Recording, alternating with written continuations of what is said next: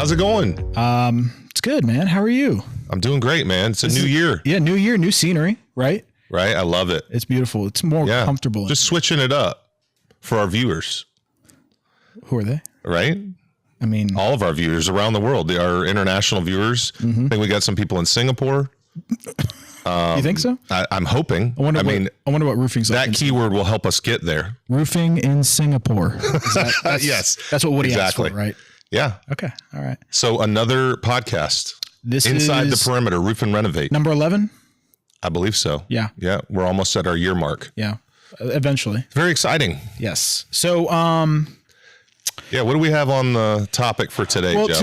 today we're going to be talking about leadership, how we can motivate, how we can inspire people. Big thing that you and I talked about is, setting goals and how we can accomplish those goals and how we get from point A to point B and what that journey looks like. So, we do have some. That's a good one. I think we know where this is going. A little something. What are you talking about? Just a little, you got something. a couple grays coming in there. And I got some grays coming in. A few pinks, it looks like. A couple pinks, You want to share? That's the big news. Big news? Yeah. So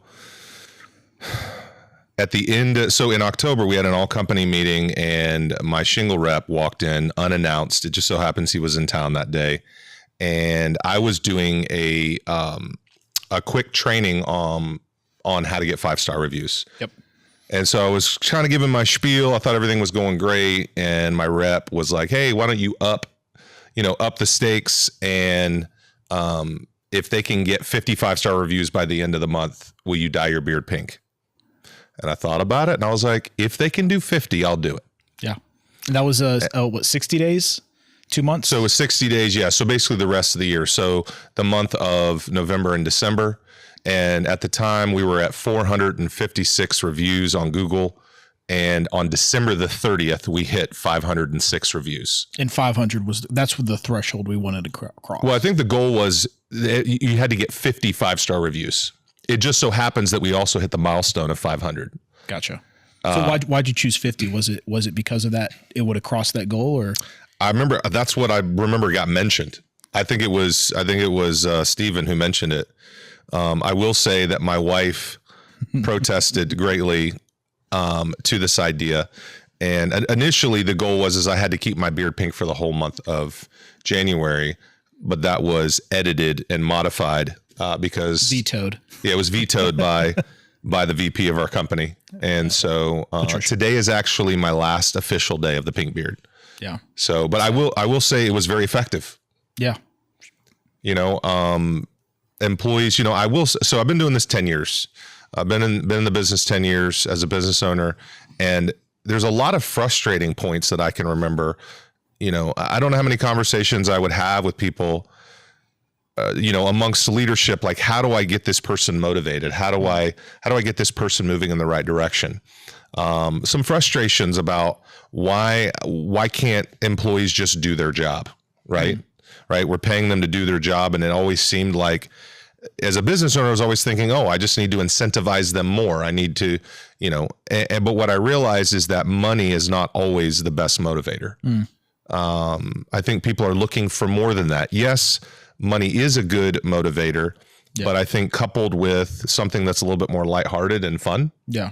That sort of rallies people together around a common cause that everybody can get behind and be excited about. And for whatever reason, this is the first time I've ever done anything like this. And so it worked. I mean, I was absolutely amazed at how effective this challenge was. From being in the office, after that meeting, at first, I think everybody thought it was comical, and we're like, okay, well, yeah, maybe we can do this. We had been doing really well in the reviews so far that year, but once they started coming in, it was like, oh yeah, here's another one. And within the first, I think 2 weeks, we had almost 10, and we're like, oh, this is really obtainable. Oh, yeah. This is very possible.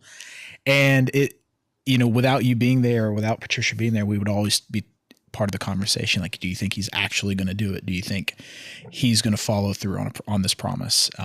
And obviously here we are, and you've had it for a couple weeks now. And I think everybody has seen it and been like, wow. Like, one, respect. Like, that's cool that you did that. But two, we've accomplished a common goal at the company. And I think that brings some pride to our work. And makes the job more enjoyable. 100%. Everybody wants to make the paycheck. Everybody needs to work, pay the bills, and that's great. But when you get to go to work and do something more than that and enjoy your job and enjoy the people you're doing it with, it makes it so much better. I 100% agree. Yeah. We really finished the year well. And I feel like this was on a high note, the icing on the cake. Yeah, I think it was the pink icing. Yeah, the pink icing. Yeah. The question is, what's next? On the vanilla cake. Strawberry or cherry? So what's next, you say? Maybe. So, what's so next? one of the things I wanted to talk about that I think would, for me, this experience, I didn't really think through all the implications of doing this. Let me ask you this. And did you think we would actually get there when you said yes to doing this? I honestly had hoped that you would. Like, I remember that the pace in which the reviews were coming in after I made that declaration, things were like, it was just consistently, we were getting reviews almost every day. And it really had an impact on our SEO as well. Like, I mean, it was awesome. I was like, dude, this is incredible.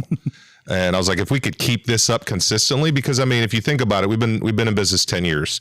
On average, we've serviced 500 customers a year. Yeah. What is that? 5,000 customers? Yep. And we only had 350 reviews. Like, looking back, there wasn't enough emphasis and focus on, hey, we need to get reviews. The number one reason why somebody doesn't leave a review is because nobody asked them. Yeah. It was an afterthought.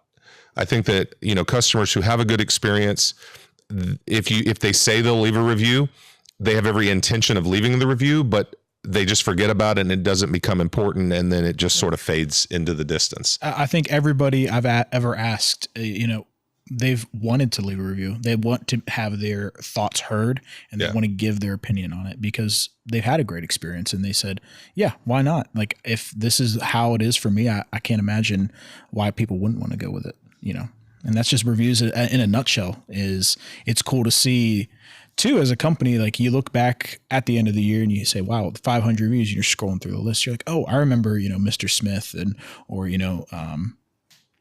all the customers that you ever talked to. And it's pretty cool to see, hey, wow, we're actually making a difference. And it's not just one review and one job at a time. It's a collective. Here's everything we've accomplished in a year. Yeah. It does make you feel good when, customers are having a good experience, that we're actually accomplishing what we're set out to do. Yeah. It makes a huge difference to morale, to the attitude, all those things. Yeah. Everything it kind of, like you said, cherry on top or 100%. Icing on top in this case. So my daughter is the one who dyed my beard at the office. Some of you have probably seen the reel. If you haven't, you need to go and watch it. Check out the socials. Yep. Check out the socials. We're on Facebook, Instagram, under Perimeter Roofing and Exteriors. And you can also search us on Google and find our podcast. You should definitely follow us on We're on ChatGPT. Oh, yeah, for sure. Are we on ChatGPT? We are on ChatGPT. Okay. Yeah. I'm pretty sure we're the number one roofer on ChatGPT. I think we are. Yep, definitely. So let me talk a little bit about how this whole experience impacted me personally. Yeah. I want to hear how, obviously you don't work 24/7. So, you ran into your friends, some family members, going about life, going to get groceries, going to the gym. What was some of those interactions like with different, friends, family, contractors, that fun stuff? Yeah. So initially the idea of getting my beard pink was kind of fun because I knew it would be fun around the people in the office because they all knew the context. Right. But then I was like, oh, I got to go into the public. And there was a big mental hurdle for me. I was like, what are people are going to think? Blah, blah, blah, blah.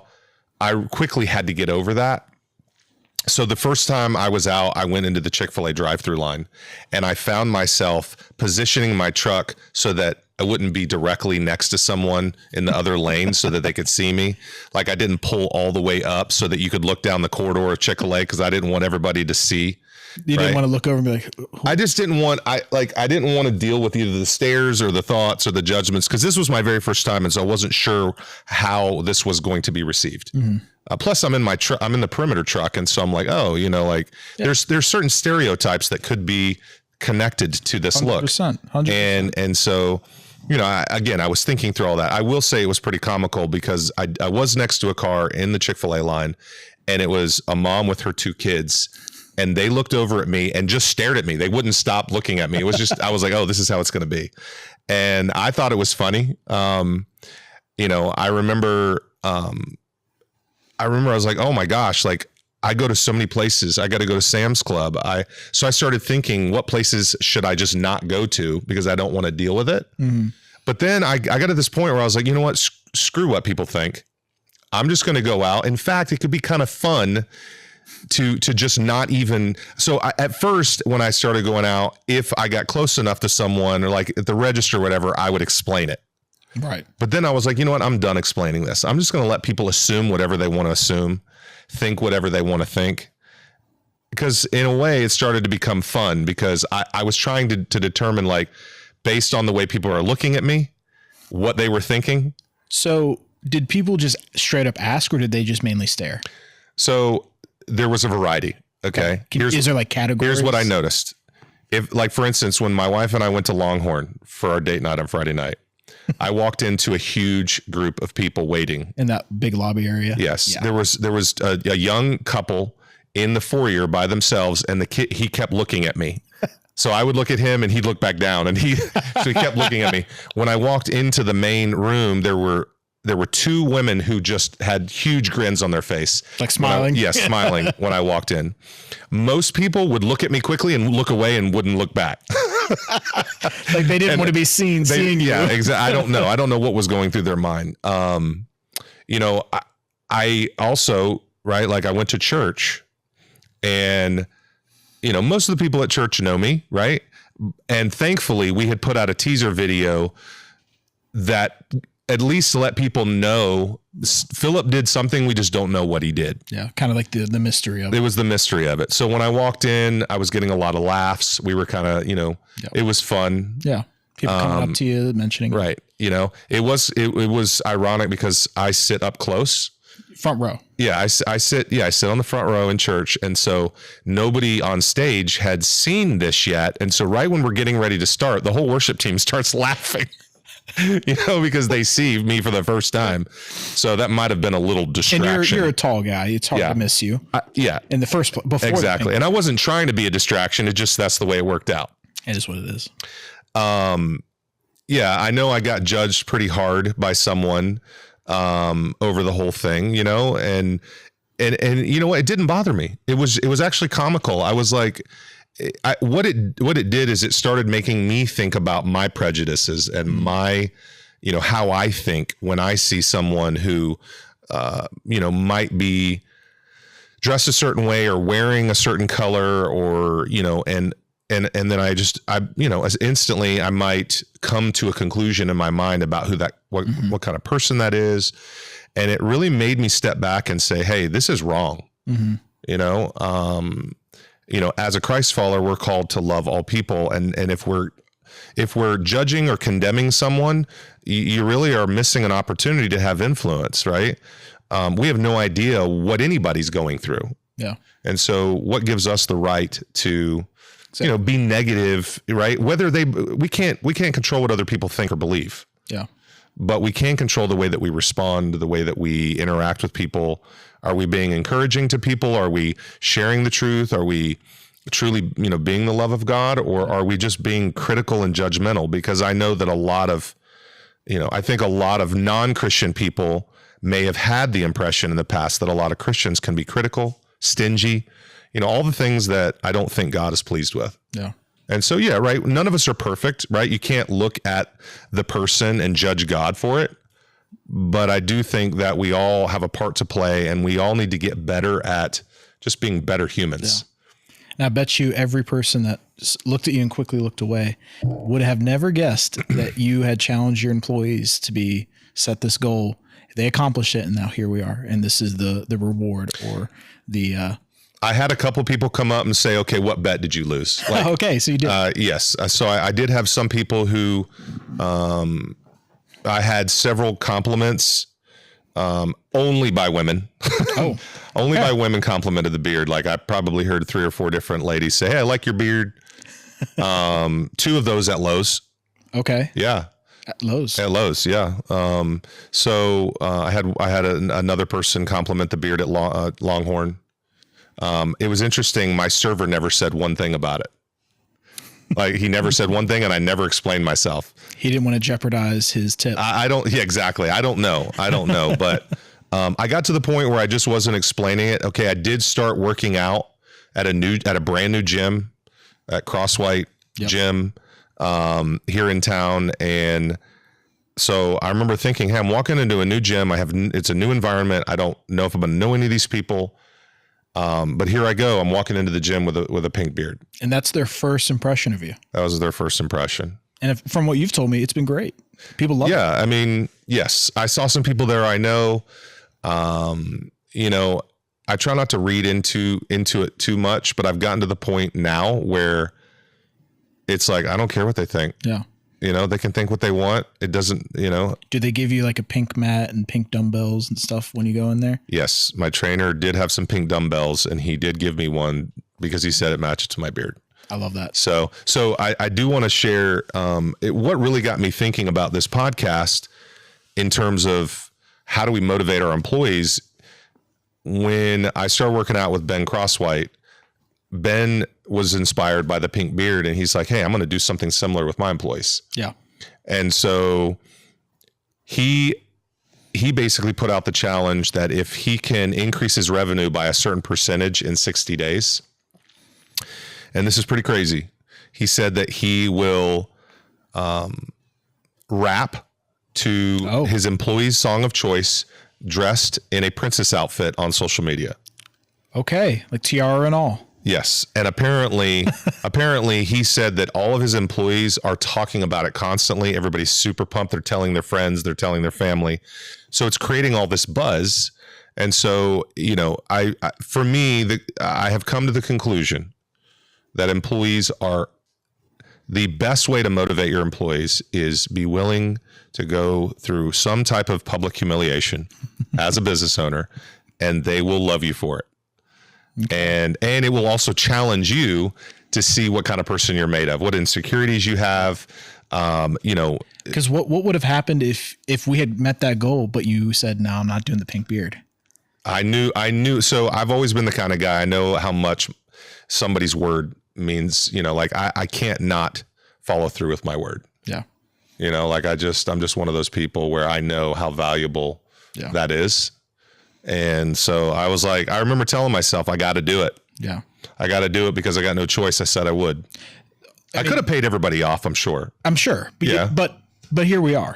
And I think if you did this the first time and we've accomplished the goal, I think now the next time you set that goal or whatever that is, whether you're going to wrap in a princess dress or probably not going to happen. Probably not, but you never know.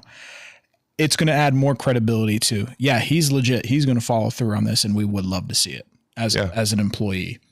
Yeah, I think we're going to come up with some other fun things to do. Yeah. We need to spread the love. Yeah, I want to get the managers involved. Yep. I think it would be fun to have something every 60 days, just to keep it light and keep it fun. And everybody, I mean, obviously, goal setting is important. It's right. How do you set a good goal? What goes through your mind when? So it's always better to aim high and miss than aim low and hit it. Okay. Meaning, share that. If layups are not goals, right? Like when you set an objective, if it's super easy, that's what I call a layup. But that's not a good goal because that should be the basic expectation. Mm. Right. Goal setting should be something where it's challenging. It almost seems impossible, but it is possible. It's all mental. You have to set your sights on the goal and you got to go for it. It all comes down to fundamentals. If you focus on the end goal, it's actually a distraction from hitting the goal. The goal is focusing on the fundamentals day in and day out. If you focus on the fundamentals, the numbers will take care of themselves and you'll hit your goal every time. So why do you think the 55 stars ended up working out? Was it because there's a personal attachment to each individual that's trying to get that review? Or is it? I mean, part of me wants to take credit for the fact that my training was effective. I will, to give you your credit, it was very good training. Yes. And it always is and always will be. Yeah. Because it is like you said at the beginning, everybody wants to leave a review. You just got to ask for it. And once people will get that question, hey, will you leave me a 5-star review? It's not about all the little things. It's about, hey, how was your experience with everybody you talk to, from, whether that's Joe, Casey, Miha, Alec, Jeff. All of those folks made a huge impact on their lives to be able to get that 5-star. Yeah. I think that, like with anything, if you're trying to meet an objective, especially the owner or the top level executive leaders, if they haven't bought into meeting that objective, if they haven't, if you have anybody on your team who isn't making the company objective a priority, or they're just, nonchalant about it, it's going to impact all the way down the line. And so you've got to have buy-in. You got to answer the question, why are we trying to hit this objective? Like why is this important? Right. And so when you answer the why question and your leadership is bought into it, then you can begin to hold that goal in front of everybody and say, hey, we've got to hit this, and here's why. The number one reason why we're not hitting goals is because those goals are not important. They become an afterthought. There's something else that's more important. And so sometimes we focus on the things that aren't as important just because that's become the norm or the comfortable thing for us. Do you think people self-sabotage, whether that's business owners, individuals, in your personal life, when you've set a goal for yourself, but you don't give yourself that time to let it develop and get to that goal, and then you change goals? You're saying jumping from one idea to the next before finishing well? Exactly. Okay. Yeah. I mean, of course. I mean, how do you stay on track with that one goal? Well, so there's two ways to answer that question. The first thing that came to me is, have you ever been a part of like a study, like a book study with a group of people, and you start the book and you're 2 weeks in, you're like, this is the worst book ever. I really don't want to finish this book. Right. Like, and everybody's like, do we grind this out? Do we finish? Sometimes a leader has to take a step back and say, hey, we made a mistake. We picked the wrong book. Let's come up with a new plan. Right. So I think it depends. It depends on what it is you're talking about. Sometimes a leader has to just say, hey, we misstepped here. Let's regroup and come up with a new plan. I think if you're doing that, it's okay to move away from that thing because you realize it's not where we want to go. Gotcha. Makes sense? Sounds like you having the wisdom to understand, to recognize the signs. Yes. To be able to make those changes. Right. If it's becoming a drag and it's not really going to help you hit your true objective, or maybe there's a different or a better way to go about it, I think as leaders, you got to have the discernment to be able to identify that. That's good. That's some good nugget right there. Dude, come on. You're full of them. Dude, John Maxwell must have been him. I haven't read one of his books in over 20 years. Is that our next book we're going to read? I mean, I don't know. I think he's got like hundreds of books now. I think I read The 10 Irrefutable Laws of Leadership. That was actually a great book. 20 years I read that back in my 20s. Woo. Yeah. It's probably a good book. Excellent book. So good. I mean, I don't know that I could name one of them, but it was a great book. You just need a refresher. Yeah, I need a refresher. That's all right. It's been too long. That's all right. Well, we've talked about a lot, It might have been the 21 Irrefutable Laws of Leadership. I don't remember what the number was. People. He's watching this now. He's like, wow, he didn't even read the book. He didn't even look at the book. We'll tag him in this. Okay. Yeah. Just go read his book. We haven't read it, but you might like it. I got one question. This is a personal question for your pink beard. What was like the strangest reaction? Was it the one in the drive-thru, or was it like someone just had the most, what you wouldn't have expected from having a pink beard and their reaction? I think so. To be honest with you, I feel like I blew it up bigger in my mind than it really was. Okay. I think people are less interested in us than we realize. You're saying we're not the center of the world? We're not the center of the world, right? And so it's kind of like there was only one instance where I was trying to hide the beard. And it was when I first went into Sam's. I was like wearing my hoodie. I was like keeping my head down. I was like walking through like, and I remember I was halfway through Sam's. I'm like, why am I doing this? Why do I care? So I was like, all right, screw this. So I put my hoodie off. I was like, all right, here's the pink beard, everybody. And it's like, nobody cared. Like nobody was paying attention. And so I think for me, if you are struggling with what people think, you should definitely dye your beard pink and walk around town. I think it could be a great way to get over perspective. it. Gives you perspective and it'll help you get over your fear. That's good. Good piece of. I needed this. I think you did. I think you did. You've started 2026 off I think in a great way. Right. You probably have seen a huge transformation in me since the pink beard. I've seen it. I have. You right? have. Why did you hesitate, Joe? Because you had to think about it. I had to think about it. You have, because your perspective alone. I mean, I was kind of joking, but I'm being dead serious. Okay.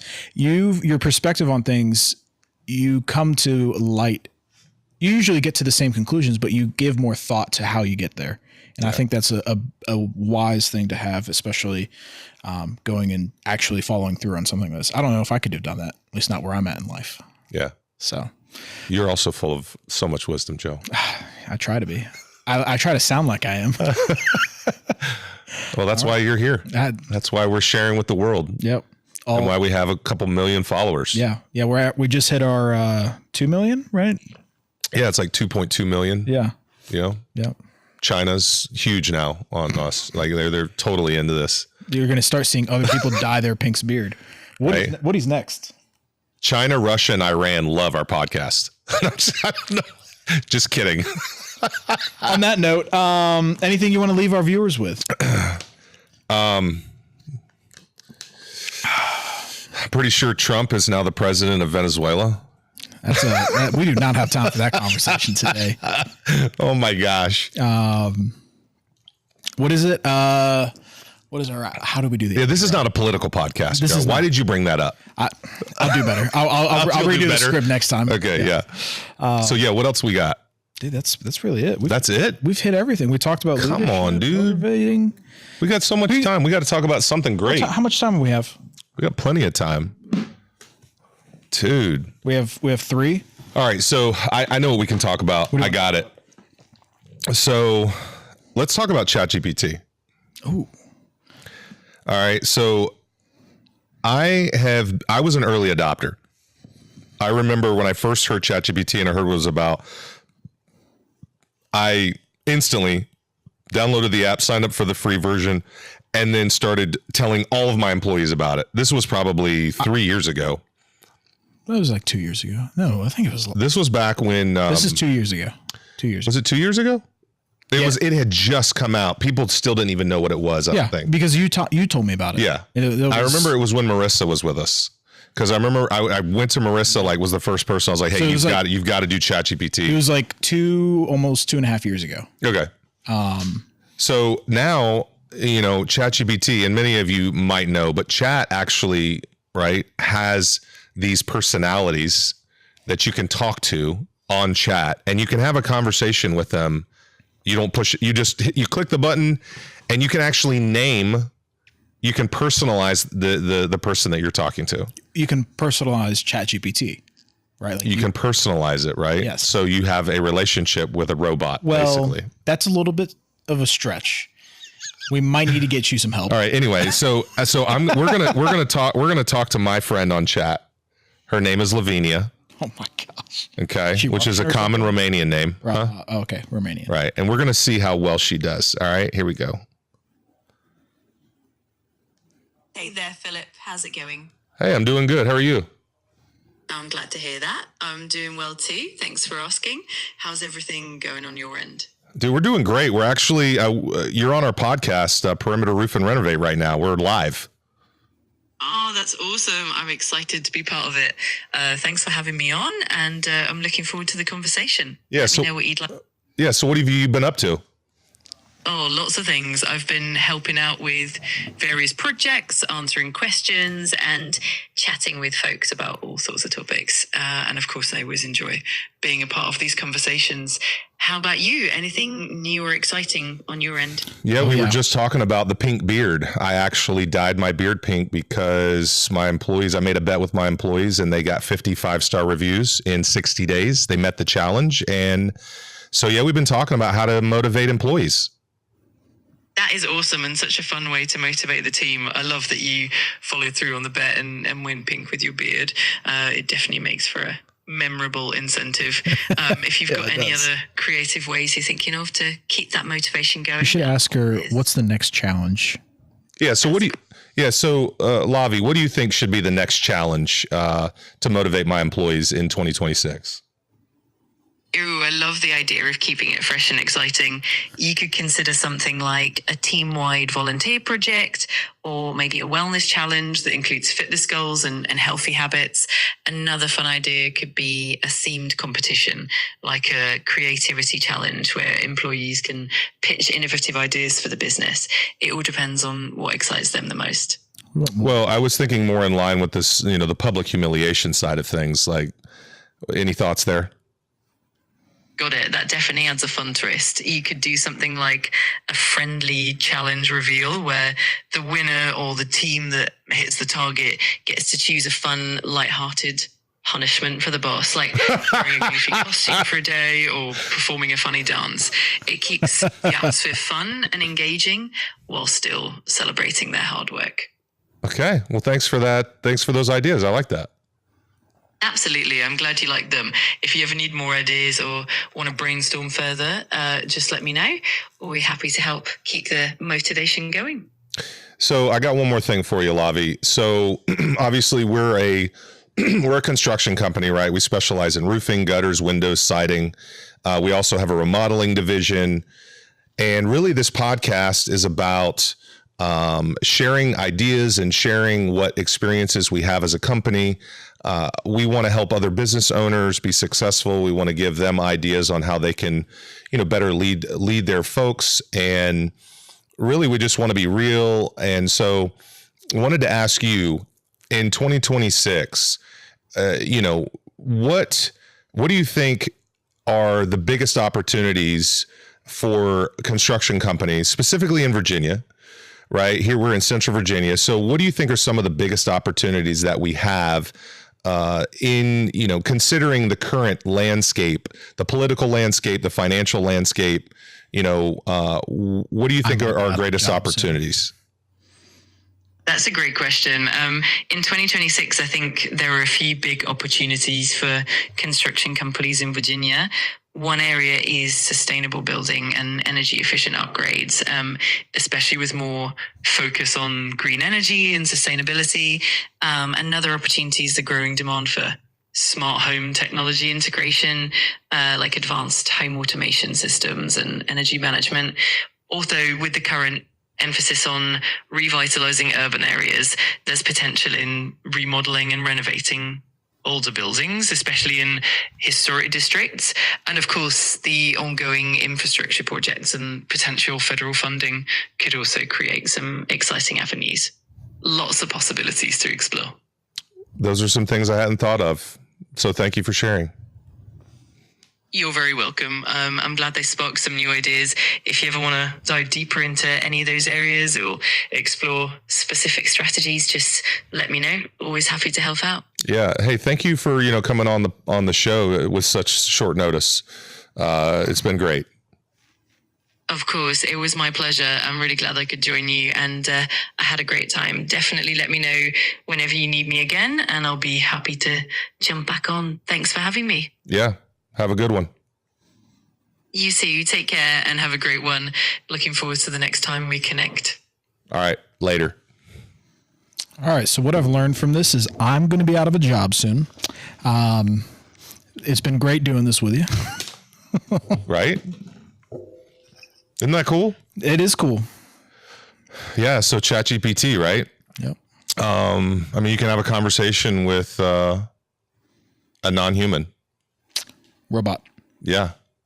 I've actually heard a lot of folks who process their thoughts, feelings, emotions with chat, and people basically don't have to go to counselors anymore. Now, hopefully that's messed up. That's messed up. You're getting good advice, because obviously you could get bad advice.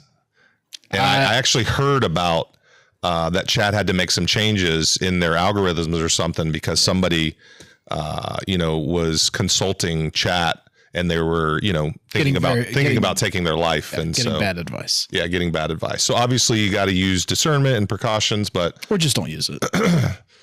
Or use it because they're still good in it. Right. I know so many people who demonize or vilify the whole AI thing. Right. Okay. Yes. Are there some downsides? Of course there are. There's downsides to anything. There's downsides to the internet, but are we using it? Yeah, we do. I think it's kind of like when you go to school. You can go to a good school, but there's always going to be people at that school who are going to drag you down and lead you down the wrong path. So so you have to pick your friends well. It's the same with chat, same with the internet. It's the same with shows, movies, whatever. Like you have a free will and a choice to choose the things you want to consume and watch. And if you choose evil content or content that's not healthy, that's your choice. But you reap what you sow, and you're going to get out of it what you put in it. I think we have a great next podcast to talk about all this stuff. Come on, man. I got plenty to share about that. All right. You want to close this out? Yeah, absolutely. For all of those on the outside, this is Inside the Perimeter Roof and Renovate. Glad you joined us. Until next time, we love you.